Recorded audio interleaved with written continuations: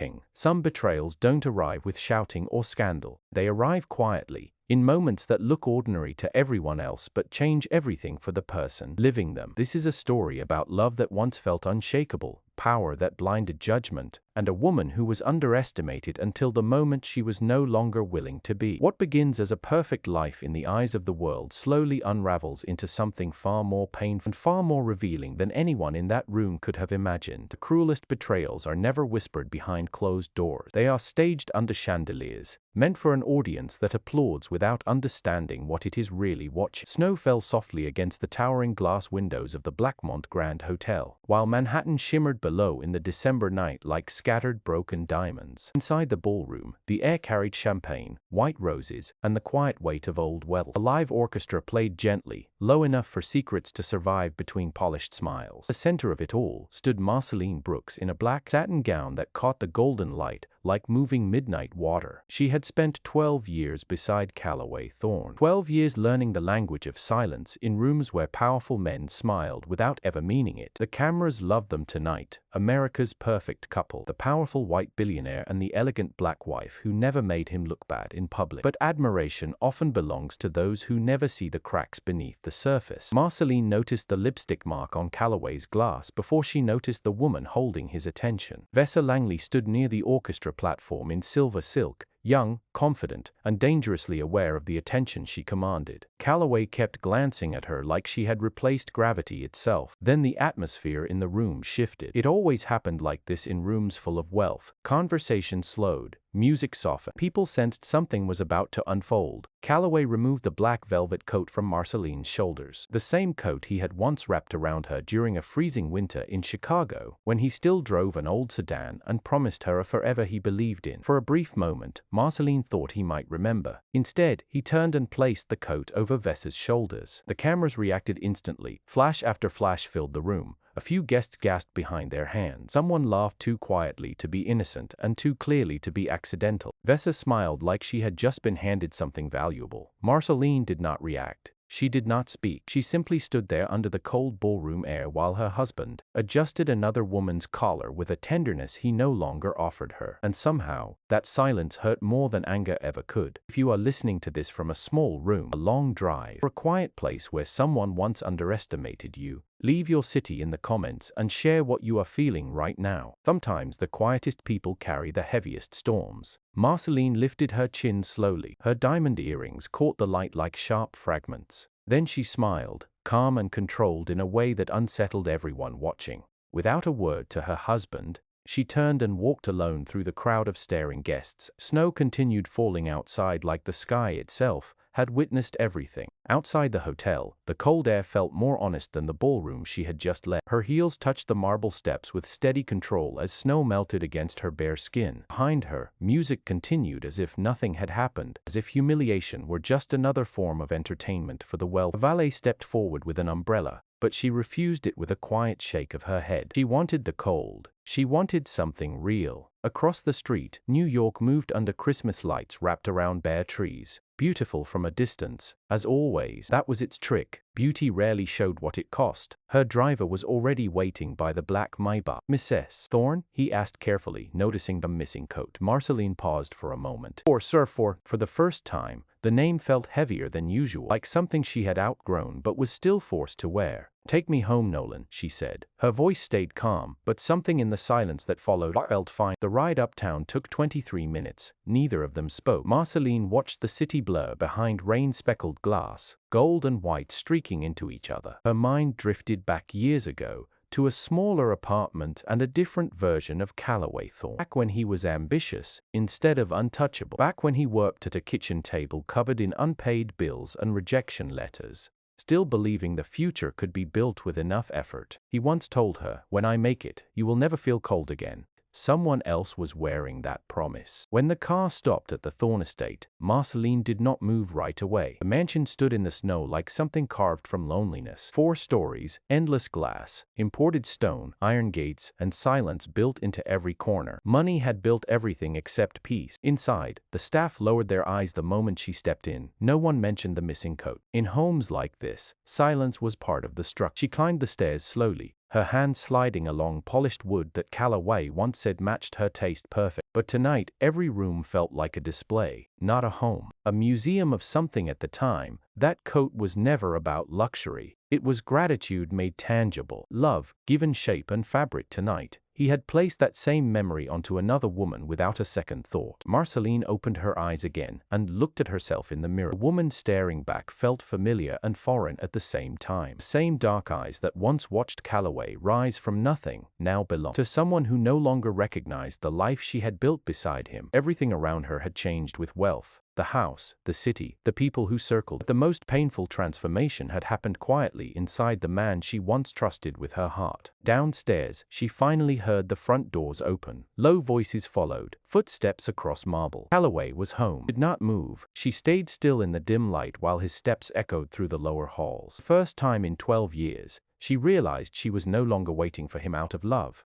but out of clarity. Callaway entered the bedroom a little after Ling a.m., carrying the scent of whiskey, cold air, and a perfume that no longer belonged to her. He loosened his tie when he noticed her sitting by the window in silence. For a moment, neither of them spoke. The distance between them felt larger than the mansion itself. "You should have stayed at the gala," he said at last, voice low and tired, as if her humiliation had only been a minor inconvenience to his evening. Marceline kept her eyes on the snow outside. "I didn't realize my presence still mattered after you gave my coat away." Callaway exhaled sharply, already impatient. "It was just a coat, Marceline." Those words settled into the room like something heavy dropping without sound. Just a coat, as if memories could be reduced to objects, stripped of meaning the same way wealth stripped value from everything it touched. Marceline turned slowly to look at him, studying the man she once defended against the entire world. The face was the same, the jawline, the tailored suit, the composed confidence, but something essential had shifted. The warmth was gone, replaced by something colder, entitled, distant. "No," she said quietly. "It wasn't." Callaway looked away first. That small moment said more than anything he could have spoken. Downstairs, somewhere deep in the house, a phone vibrated against marble. Callaway checked it without thinking, then placed it face down a second too late. Marceline had already seen the name.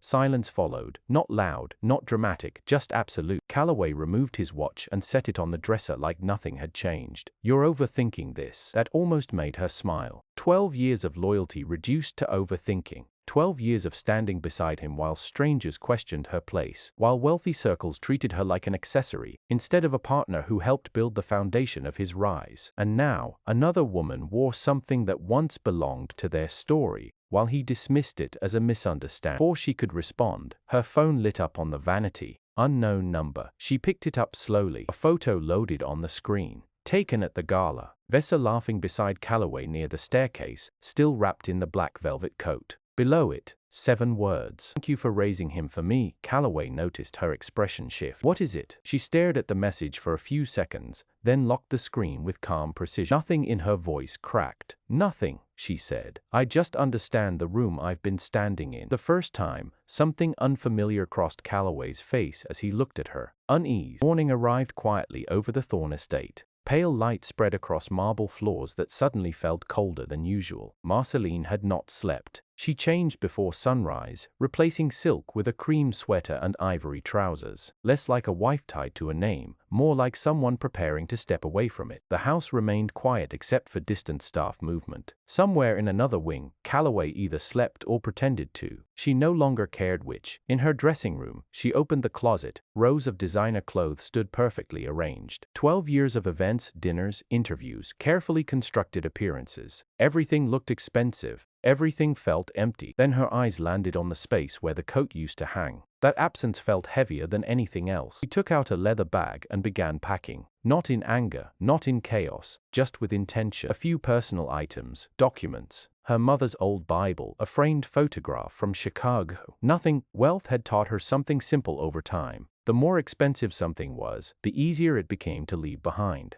At Ba Shuwu, Callaway entered the dining room expecting a normal morning. Coffee waited. Reports were laid out. The world prepared itself around him as it always did. But something was off. The seat across from him was empty. No music, no flowers, no small details she always arranged without being asked. Even the silence felt different. "Where is Mrs. Thorne?" he asked. A staff member lowered her gaze. "He requested privacy this morning, sir." His expression tightened slightly. Before he could speak again, he noticed an envelope beside his coffee cup, ivory paper, his name written in her handwriting. Something in his chest shifted. He opened it. Inside were 3 things: her wedding ring, a key to the estate, divorce papers, already signed. For several seconds, the room stopped feeling real. Callaway stared at the signature at the bottom of the page. Marceline Brooks Thorne, clear, certain, final. From heartbreak, but from disbelief. Men like Callaway Thorne rarely imagined being left first. Control had always been the foundation of everything he built. He grabbed his phone and called her immediately. Once.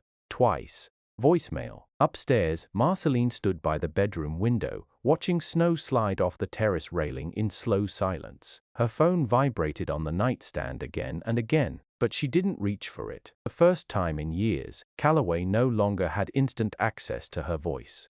And beneath the anger, beneath pride, something unfamiliar began to rise. Unease. By noon, the storm over Manhattan had thinned into freezing rain, streaking glass towers in gray lines. From the at-a-certain floor of Thorne Global headquarters, the city looked distant, almost irrelevant. But inside the executive conference room, tension moved differently, sharper, heavier. Callaway sat at the head of the long walnut table, surrounded by lawyers, financial advisors, and board members. Coffee sat untouched beside him, already cold. He had called Marceline more than 20 times since morning. No response. The silence. Across the room, financial charts shifted across a screen, international projections continuing as if nothing had changed. But Callaway wasn't listening. Focus kept drifting to the divorce papers, sitting inside his briefcase like something alive he couldn't ignore. When the interruption came, "Sir," his chief legal officer said carefully, adjusting his glasses. "Wamambala for Marceline, Taikali. There's an issue with the Westbridge acquisition." Callaway's gaze snapped up. What kind of issue? The lawyer hesitated just long enough to irritate him. A protected shareholder account, tied to the emergency capital injection 7 years ago, has been frozen pending authorization. Callaway frowned.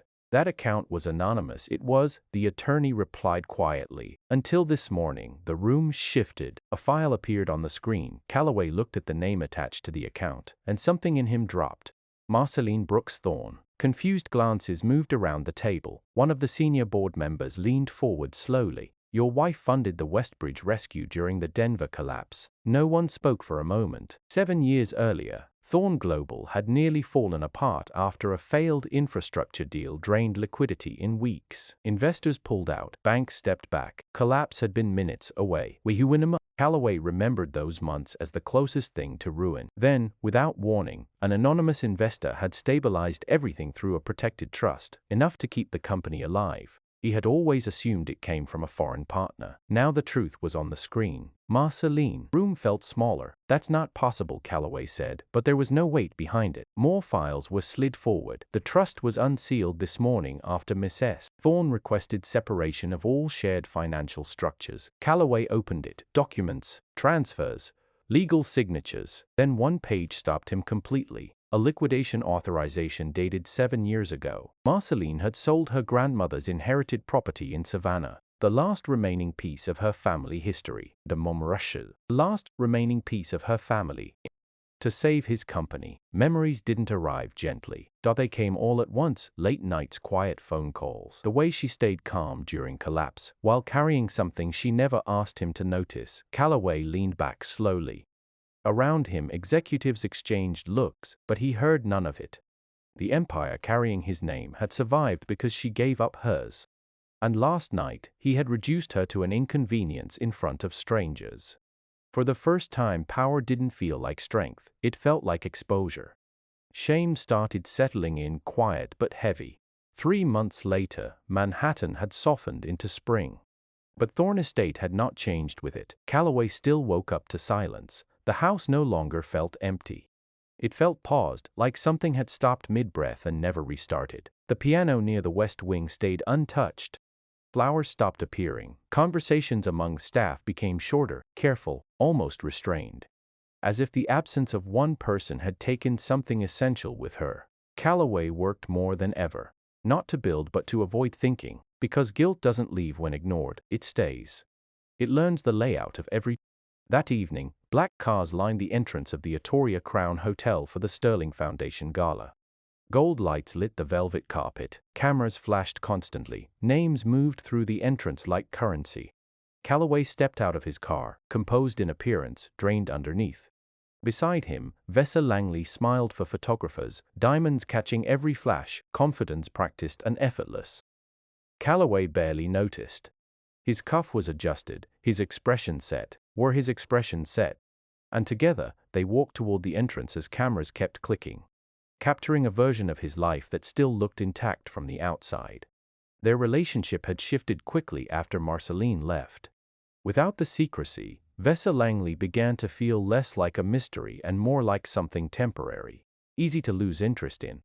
She complained often now about attention, luxury trips, invitations, and headlines, as if love could be measured in exposure and expensive gestures. Callaway saw it clearly for the first time. Vesa had been drawn to power. Marceline had once been drawn to the man before any of it existed. Inside the ballroom, crystal chandeliers shimmered above champagne towers while a jazz quartet played near the marble staircase. The crowd moved with the confidence of old money and influence. Then, without warning, the atmosphere changed. It always did before something important. Conversation softened, heads turned, cameras lifted at the same time. Callaway followed the shift casually at first, then he stopped. Marceline stood beneath the grand archway in a floor-length white gown that caught the light like liquid silk, certain unshaken, but it wasn't the dress that changed the room, it was her presence. She wasn't standing beside power anymore, she had become it. Beside her were international investors and political figures speaking to her with visible respect, not obligation, not politeness, respect. A reporter near the staircase whispered, almost stunned, "That's Marceline Brooks, she's leading the Horizon Equity Initiative." Another voice followed quickly, "They're preparing a major acquisition this year." One stub voice das Faltash. Callaway felt the floor beneath him shift in a way he couldn't explain. She smiled politely as cameras followed her across the ballroom. The same kind of attention that used to follow him now moved with her instead. Vesa noticed immediately and tightened her grip on his arm. "Why is everyone acting like she's royalty?" she muttered. Callaway didn't answer, because something uncomfortable had already settled in his chest.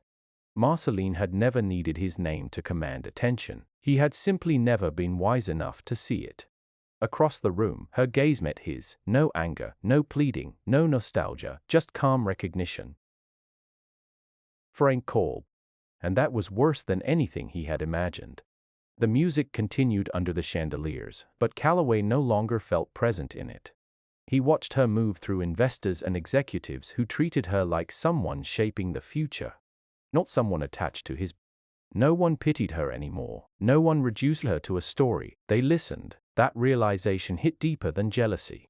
Vesa noticed his silence again. "You've been staring at her for 10 minutes, she said sharply. People were watching. People are watching." Callaway barely heard her. He remembered something instead, the way Marceline used to laugh more often.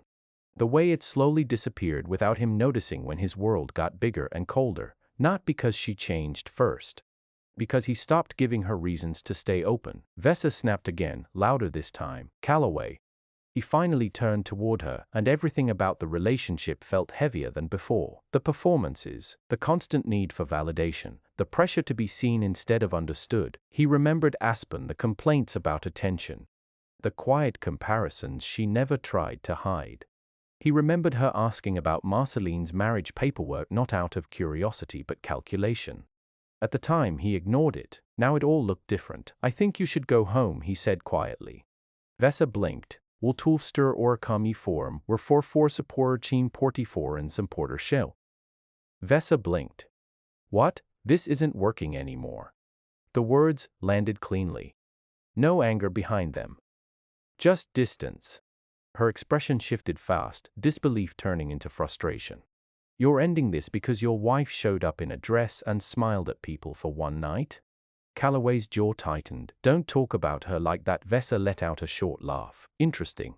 You didn't care when you humiliated her." That one landed differently, because it wasn't wrong. Across the ballroom, Marceline stood near the foundation stage speaking with calm ease. Borfrey 444. Completely unaffected by the tension unfolding behind her. Like she had already stepped out of that version of her life. Callaway realized something he hadn't been willing to admit before. Losing her wasn't the punishment. Understanding her value after she no longer belonged to him was. Vesa lowered her voice. You only want her now because she stopped wanting you. He didn't respond. Because part of him feared she was right. The orchestra swelled as the foundation presentation began, but Callaway barely heard it. But his attention stayed fixed on Marceline as she moved through the room like someone who had finally returned to herself. Then, for the first time, it became clear she had not been the one who needed saving. That night, the gala faded into late hours and empty corridors. Spring rain shimmered outside the Atoria Crown Hotel as guests disappeared into waiting cars and private lives. Marceline stepped out alone, white fabric moving softly in the wind. Cameras still called her name. She didn't turn back, because she no longer needed to be seen to feel real. Halfway down the steps, a voice stopped her. Callaway. She paused, then turned.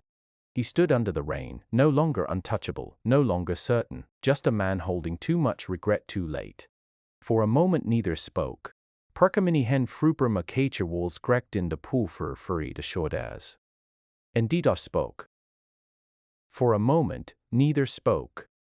Then he stepped forward and held something out. Wrapped in cloth. The black velvet coat. It belongs to you, he said quietly. Marceline looked at it for a long moment, not as memory, not as pain, but as something she had already survived. She took it gently. Not because she wanted it back, but because it no longer had power over her. Callaway's voice lowered. Full tuving på for tol swirl. I was better when you loved me. That honesty cut deeper than anger ever could. Marceline met his eyes. No, she said softly. You were just closer to who you were supposed to become. Rain fell between them, steady and quiet. Callaway looked at her like he was searching for a version of time that no longer existed. But some endings don't reopen. Marceline turned toward the waiting car. Before getting in, she looked back at the skyline one last time. The city had watched her break. It had also watched her rise. Then she left without looking back, disappearing into the warm light of the car while Callaway stood alone in the rain, with everything he once wanted, and nothing he knew how to keep.